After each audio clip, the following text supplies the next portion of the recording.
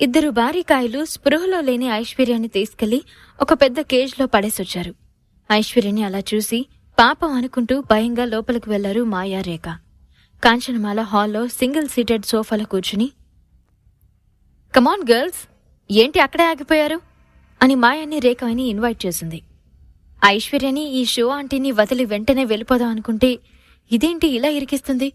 ఒకవేళ ఆకాష్ గనక ఇక్కడికి వచ్చాడే అనుకో, నా తోలు బలి చేస్తాడు అని అనుకుంటూ వణికిపోయింది రేఖ. మాయా రేఖని కదుపుతూ, ఏం ఆలోచిస్తున్నావు రేఖ?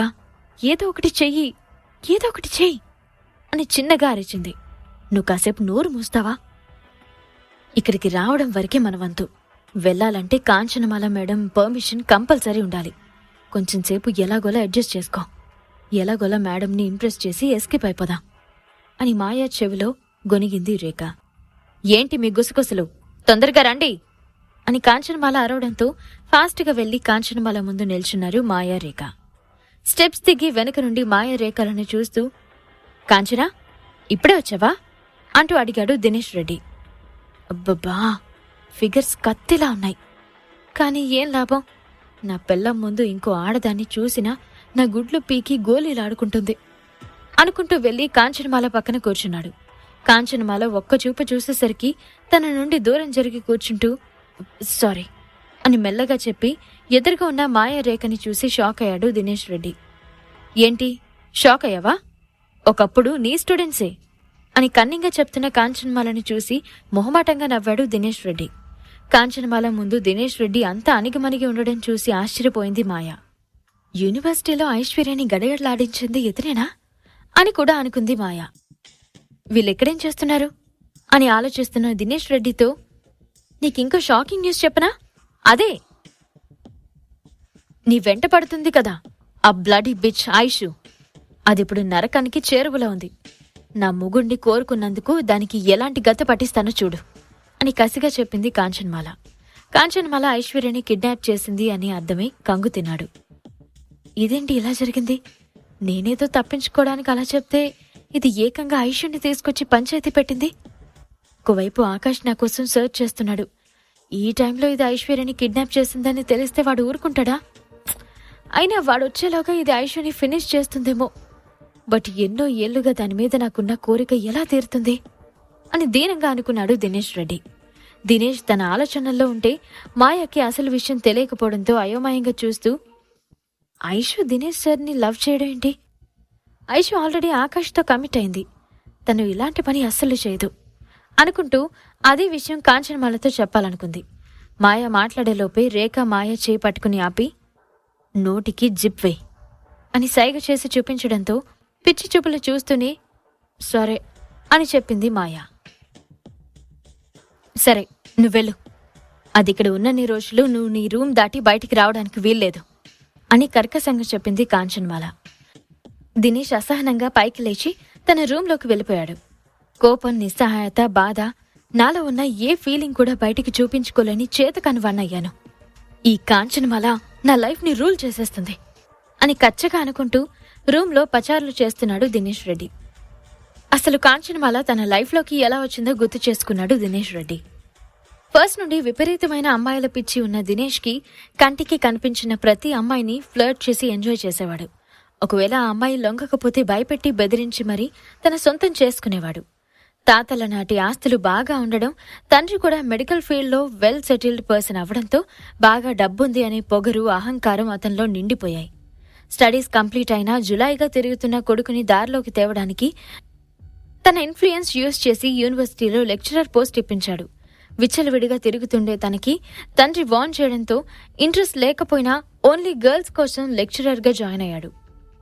పెళ్లి, పిల్లలు లాంటి వాటి మీద అసలే ఇంట్రెస్ట్ లేకపోవడంతో తనకి నచ్చినట్టుగా లైఫ్ లీడ్ చేస్తున్న అతనికి మొదటి చూపులోనే ఐశ్వర్య పిచ్చి పిచ్చిగా నచ్చడంతో ఐశ్వర్యని సొంతం చేసుకోవడానికి అతను చెయ్యని ప్రయత్నాలంటూ లేవు. కానీ ఐశ్వర్య ఎంతకీ బెండ్ అవ్వకపోవడంతో తనలో మరింత కసి పెరిగి గోవాలో ఐశ్వర్య మీద అటాక్ చేశాడు. ఆ రోజు కూడా స్వీటీ వల్ల ఐశ్వర్య తప్పించుకుంది. కానీ లేదంటే ఈ పాటికి ఆ ఐశ్వర్య తన కాలి కింద చెప్పులా ఉండేది అని ఇప్పటికీ అనుకుంటూ ఉంటాడు దినేష్ రెడ్డి. ఐశ్వర్య మీద జరిగిన అటాక్ గురించి స్వీటీ యూనివర్సిటీ ఛాంబర్లో తన మీద కేసు ఫైల్ చేయడంతో దినేష్ రెడ్డి ఫాదర్ దినేష్ పై ఫుల్ సీరియస్ అయ్యాడు. స్వీటీ తెచ్చిన ప్రెషర్ వల్ల జాబ్లో నుండి ఫైర్ చేయడంతో ఆ అగ్నికి మరింత ఆజ్యం జోడైనట్టుంది. దాంతో దినేష్కి ఫ్రీడమ్ ఇవ్వడం వల్ల తన పరువు పోతుంది అని భావించిన దినేష్ తండ్రి తన ఫ్రెండ్ కూతురైన కాంచనమాలతో మ్యారేజ్ అరేంజ్ చేసుకున్నాడు. కాంచనమాల దినేష్ కంటే వయసులో కొంచెం పెద్దది కావడంతో దినేష్ ససెమెరా కాంచనమాలతో పెళ్లికి ఒప్పుకోలేదు. అది ఒక కారణమైనా కాంచనమాల ఆల్రెడీ డివోర్సీ కావడం దినేష్ పెళ్లికి ఒప్పుకోకపోవడానికి మెయిన్ రీజన్. తన ఇష్టంతో పని లేకుండా, తన ప్రమేయం లేకుండా దినేష్ రెడ్డి పెళ్లి జరగడంతో చాలా అసహనంగా ఫీల్ అయ్యాడు. పరిస్థితులు తన చేతుల్లో లేకపోవడంతో మూసుకుని కూర్చోవడం తప్పి ఇంకేం చేయలేకపోయాడు దినేష్ రెడ్డి. అప్పటి వరకు ఒక లెక్క, కాంచనమాల వచ్చాక ఒక లెక్క అన్నట్లు కాంచనమాలతో పెళ్లి తర్వాత దినేష్ రెడ్డి లైఫే చేంజ్ అయిపోయింది. కాంచనమాల సైకో బిహేవియర్తో రోజు నరకం చూపించేది దినేష్కి. అతని కళ్ల ముందే బాయ్ ఫ్రెండ్స్ ని బట్టలు మార్చినంత ఈజీగా మార్చేయడం చూసి దినేష్ రెడ్డి హార్ట్ బ్రేక్ అయింది. ఎంతో మంది బాయ్ ఫ్రెండ్స్ ని మార్చినా దినేష్ రెడ్డిని మాత్రం తన లిటిల్ ఫింగర్ ని కూడా టచ్ చేయనివ్వలేదు కాంచనమాల. ఏమాత్రం తన కంట్రోల్లో లేని లైఫ్ చూసి దినేష్ కి జీవితం మీద విరక్తొచ్చింది. అలాంటి టైంలోనే ఒకసారి కాంచనమాలతో షాపింగ్ కి వెళ్లినప్పుడు ఆకాష్తో ఐశ్వర్యని చూశాడు దినేష్ రెడ్డి. ఐశ్వర్య ఆకాష్తో సంతోషంగా ఉండడం చూసి జీర్ణించుకోలేక ఎసిడిటీ తెచ్చుకున్నాడు. ఒసే ఐషు, నీ వల్లే నా జీవితం ఇలా అయిపోయిందే. నా లైఫ్లో లేని సంతోషాలు నీ జీవితంలో కూడా ఉండడానికి వీల్లేదు అని అకారణంగా ఐశ్వర్య మీద పగని పెంచుకున్నాడు దినేష్ రెడ్డి. కాంచనమాలకి తెలియకుండా ఎప్పటికప్పుడు ఐశ్వర్య డీటెయిల్స్ కలెక్ట్ చేస్తూ సరైన టైం కోసం వెయిట్ చేశాడు దినేష్ రెడ్డి. అలాంటి టైంలో అరవింద్ తన బిజినెస్ లో ఇన్వెస్ట్మెంట్ కోసం కాళ్లు అరిగేలా తిరుగుతుండటంతో పిలిచి మరీ కాంచనమాలతో హెల్ప్ చేయించాడు. ఎప్పుడైతే ఐశ్వర్య పార్టీలో ఆకాష్కి మరింత దగ్గరవుతుంది అని తెలుసుకున్న దినేష్ రెడ్డి వెయిట్ చేసి లాభం లేదని ఎలాగైనా ఐశ్వర్య ఆకాష్లను విడదీయాలని కుట్ర పన్నాడు. అరవింద్ని పావుగా వాడుకుని ఐశ్వర్యని తన సొంతం చేసుకోవాలి అనుకున్న దినేష్ రెడ్డి ప్లాన్స్ రివర్స్ అవడంతో ఆకాష్ బ్యాక్గ్రౌండ్ తెలిసి తన గురించి ఆకాష్కి తెలియకుండా జాగ్రత్త పడ్డాడు. ఆకాష్కి అయితే తెలియకుండా కేర్ తీసుకున్నాడు. కానీ పాపం కాంచనమాల దగ్గర బుక్ అవుతాడు అని అనుకోలేదు దినేష్ రెడ్డి. దినేష్ రెడ్డి ఒక అమ్మాయి డీటెయిల్స్ తెలుసుకున్నాడని తెలిసిన కాంచనమాల అగ్గి మీద గుగ్గిలమైంది. వెంటనే దినేష్ రెడ్డిని నిలదీసి అడగడంతో కాంచనమాలకి అబద్ధం చెప్పినా నిజాన్ని ఎక్కువ రోజులు దాచలేడు కాబట్టి ఐషునే నన్ను లవ్ చేసింది, తనతో కలిసి ఉండమని ఫోర్స్ చేస్తుంది, నువ్వుండగా నేను మరొకరిని నా లైఫ్లోకి రానివ్వలేను అని చెప్పడానికే తన గురించి ఎంక్వైరీ చేయించాను తప్ప నాకు మరో ఉద్దేశమేం లేదు కాంచనమాల అని ఏమీ తెలియని నంగనాచిలా ఐశ్వర్య మీదకి తోసేశాడు దినేష్ రెడ్డి. అలా చెప్తే కాంచనమాల సైలెంట్గా ఉంటుంది అని ఎక్స్పెక్ట్ చేశాడు. కానీ ఇలా ఐశ్వర్యని కిడ్నాప్ చేస్తుంది అని అస్సలు ఊహించలేదు దినేష్ రెడ్డి. జరిగిందంతా గుర్తుకు రావడంతో ఏం చేయాలో తెలియక తల పట్టుకుని బెడ్ మీద కూర్చుండిపోయాడు దినేష్ రెడ్డి. మైకల్తో కాల్ మాట్లాడి రూంలోకి వెళ్లిన ఆకాష్ని చూస్తూ, రెహమాన్, నీకు ఏమాత్రం ప్రాణాల మీద తీపి ఉన్నా ఇప్పుడే ఆకాష్కి సారీ చెప్పు అని ఆర్డర్ వేశాడు జితేంద్ర చటర్జీ. నేనా? వీడికి సారీ చెప్పడం ఏంటి? అసలు నాకు వీడితో మాట్లాడాల్సిన అవసరం కూడా లేదు. నేనిప్పుడే ఇక్కడి నుండి వెళ్ళిపోతున్నాను అని నిర్లక్ష్యంగా అన్నాడు రెహమాన్. మిగిలిన వాళ్ళు కూడా రెహమాన్కి సపోర్ట్ చేస్తూ, మనలో మనకి ఏంటిది, ఒకసారి అతను చెప్పేది కూడా వినండి అని అంటుంటే, బాయ్, మనం ఒకటి అన్నప్పుడు మీరు మాకు కదా సపోర్ట్ చేయాల్సింది, మరి మీరేంటి వాడికి సపోర్ట్ చేస్తున్నారు అని సీరియస్గా అడిగాడు రెహమాన్. మనం ఒక్కటే, బట్ ఇప్పుడు నా సపోర్ట్ మాత్రం ఆకాష్కే. ఎందుకో మీకు చెప్పాల్సిన అవసరం నాకు లేదు అని ఖచ్చితంగా చెప్పాడు జితేంద్ర. అదే ఎందుకు? మీరు తలుచుకుంటే వీణ్ణి ఇక్కడికిక్కడే ముక్కలు ముక్కలుగా నరికి పారేసుండేవాళ్ళు అని ఆవేశంగా అన్నాడు రెహమాన్. ఆకాష్ స్టైల్గా చైర్లో కూర్చుంటూ, అసలు ఇప్పుడు నీ ప్రాబ్లం ఏంటి అని స్మూత్గా అడగడంతో రెహమాన్ షాకింగ్గా చూశాడు. చూడు, నాకు కావాల్సింది ఒకటి డీటెయిల్స్. అదీ కాక వాడు మీ ఆరుగురిలోనే ఎవడో ఒకటి ఫ్యామిలీకి చెందినవాడు అని నా డౌట్ క్లారిఫై చేస్తే కానీ నేనిక్కడి నుండి కదలను, మిమ్మల్ని ఇక్కడి నుండి కదలనివ్వను అని కమాండింగ్గా చెప్పాడు. ఐశ్వర్య మిస్సింగ్లో ఎలాంటి క్లూస్ దొరకపోవడంతో చిరాగ్గా ఉన్న మైకేల్ ఫోన్ తీసి మళ్ళీ ఆకాష్కి కాల్ ట్రై చేస్తూనే ఉన్నాడు. మైకేల్ చాలాసేపు ట్రై చేసిన తర్వాత ఆకాష్ ఫోన్ రింగ్ అవుతూ ఉండడంతో, boss, pick up the call boss అనుకుంటూ గుండె అరచేతిలో పట్టుకుని ఉన్నాడు. నువ్వేంట్రా మమ్మల్ని కదలనిచ్చేది ఈరోజు నిన్ను చంపి ఇక్కడే ఇదే అడ్డాలో నిన్ను పాతి పెట్టుకుంటే చూడు అని ఛాలెంజ్ చేశాడు రెహమాన్. దాంతో ఆకాష్కి కోపం వచ్చి కోపంగా చైర్లో నుండి లేచి ఆ చైర్ని ఒక్క తన్ను తన్నాడు. గంభీరంగా మారిపోయిన ఆకాష్ ఫేస్ చూసి రెహమాన్ ఒక అడుగు వెనక్కి వేశాడు.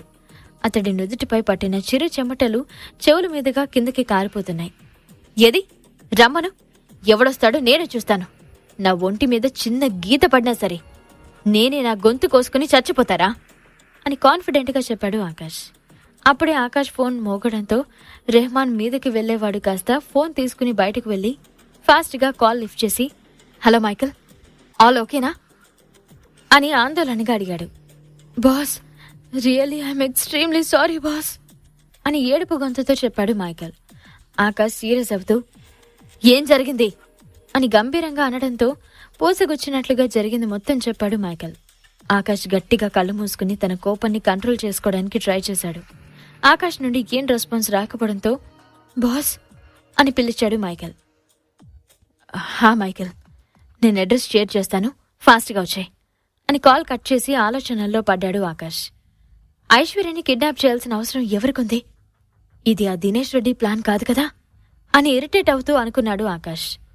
ఎస్, ఇప్పుడు వాడికి తప్ప నా ఐశ్వర్యని కిడ్నాప్ చేయాల్సిన అవసరం ఎవరికీ లేదు. అయిపోయాడు ఇవాళ నా చేతిలో అని ఆవేశంగా లోపలికి వెళ్లి రెహమాన్ కాలర్ పట్టుకుని అతని కళ్ళల్లోకి స్ట్రైట్గా చూస్తూ, దినేష్ రెడ్డి ఎక్కడా అని గంభీరంగా అడిగాడు ఆకాష్.